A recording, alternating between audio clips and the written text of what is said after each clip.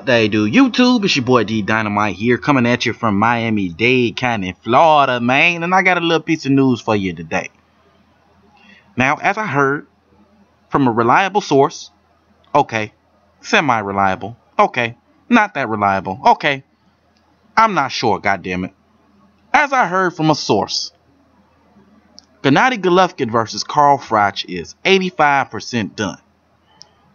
Meaning, more than likely, we're going to get this fight. And if that's the case, man, that's good fucking news. I mean, what more can I say, man? I mean, this is the fight that the Golovkin fans want to see, and this is also the fight that the Carl Froch fans want to see, man. Up until now, Gennady Golovkin has been an unstoppable force that no one seems to have been able to stop, hence the term unstoppable force. And Carl Froch is a guy who has proved himself over and over again, war after war,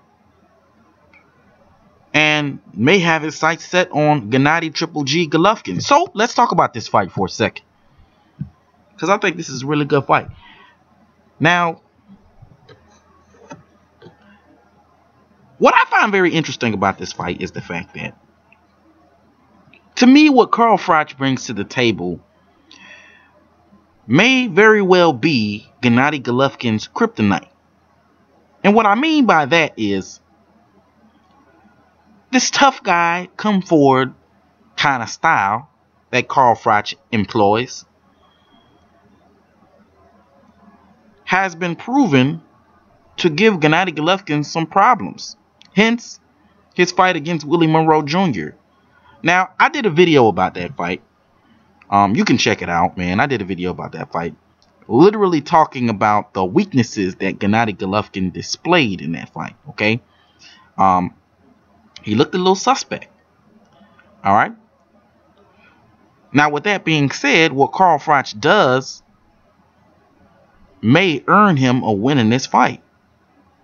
Let's just break it down for a second, man. Let's talk about the attributes of the fighters, okay? I'm going to go ahead and break this fight down. I'm going to just go ahead and get this shit out the way, all right? Power advantage.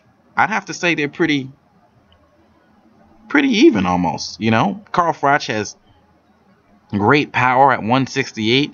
Golovkin has really great power at 160. Is that power going to translate up to 168? Who knows? You know? But I can't fully give Carl Froch the power advantage because, I mean, let's just be real, man. Gennady Golovkin has been knocking everyone out. I mean, this guy has what? A 90%, 95% knockout ratio?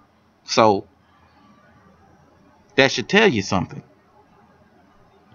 On to the next category, which is speed. Now, I think these two are very comparable when it comes to the attribute of speed, you know. None of them are Floyd Mayweather.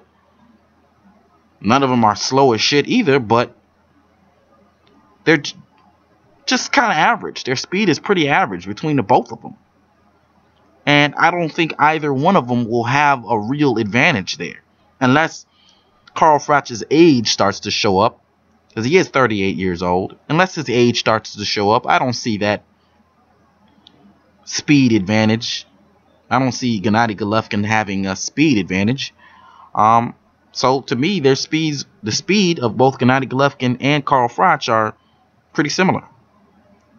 The technical skills. Now, to me, Carl Froch is a very unorthodox fighter. So it's pretty hard to gauge him when it comes to his technical skills. Okay?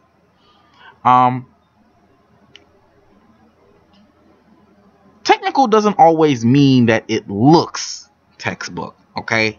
You can do something textbook, but because of the way that you fight, it doesn't always look textbook. So with that being said, man, I'd have to say, as far as technical skills are concerned, I will still give the edge to Triple G. I think he's just better schooled as far as that's concerned. I think he has a better defense. I think he does some very good things technically, like cut the ring off, like not very good actually, excellent things, technical things like cut the ring off, throw very nice combination, things along that sort. Not saying Carl Froch doesn't possess that ability as well. I don't think he cuts the ring off too well, but I would just say that, you know, Gennady Golovkin's just the overall more schooled fighter. Not only that, but Golovkin's a former Olympian. Froch doesn't have that amateur pedigree.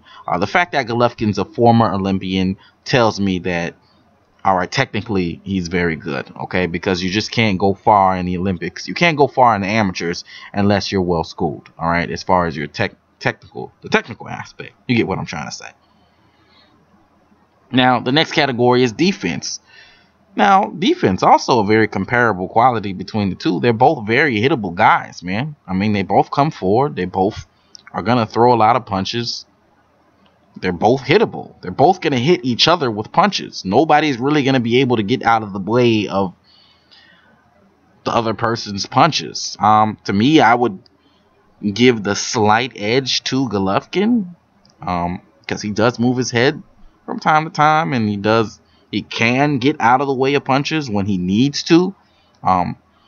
We usually see that early on in fights, but then as soon as he gets hit, it's like something goes off in his head, like, and he doesn't give a fuck whether he's hit or not, and he just goes at you.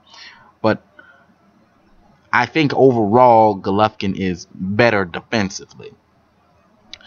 And that's as far as the attributes are concerned, man. These guys are pretty well matched up. Now, there's a few intangibles that you have to take into consideration. One being the fact that Golovkin is moving up to 168 pounds. How is the weight going to translate? How is his power going to translate? How is his speed going to translate? How is his stamina going to translate? You do have to look at those things. You got to look at Carl Froch. He's coming off of an injury. He hasn't fought in a year. Golovkin has been active. So there's a few things going on in this fight that, if you're going to place a bet on, all right, if you're going to put some money on this shit, you might want to take a look at them, okay? So, but all in all, man, this is a really, really good fucking fight, man. I hope my source is right about this fight being 85% done.